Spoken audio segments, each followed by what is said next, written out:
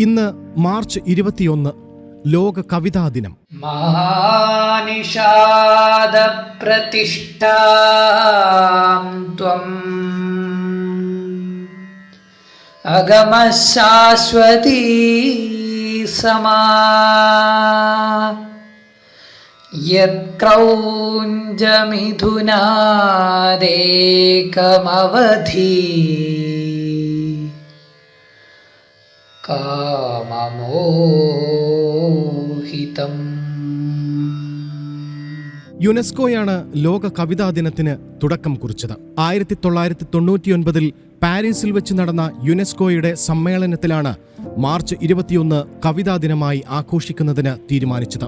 കാവ്യരചന, വായന, ആസ്വാദനം, പ്രസാദനം, അധ്യാപനം എന്നിവ പ്രോത്സാഹിപ്പിക്കുവാനും പ്രചരിപ്പിക്കുന്നതിനുമാണ് ലോക കവിതാ ദിനം ലക്ഷ്യമിടുന്നത്.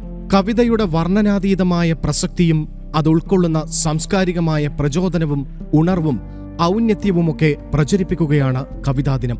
കവിസൃഷ്ടിയുടെ ഗുണധർമ്മം മാത്രമാണ് കവിത.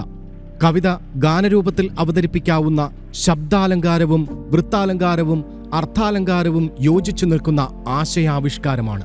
കവിതയെ പല രൂപത്തിലും ഭാവത്തിലും വർണ്ണിക്കാം.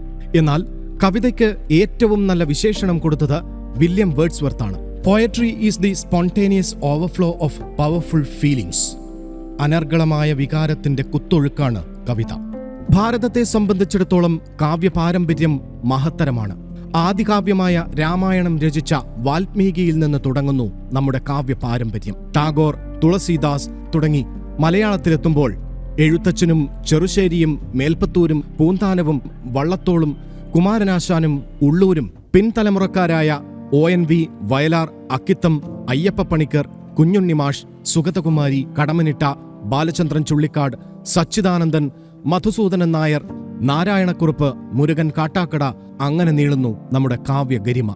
എത്ര സുന്ദരമെന്റെ മലയാളം, മുത്തുപവിഴങ്ങൾ കൊരുത്തൊരു പൊന്നു നൂൽ പോലെ.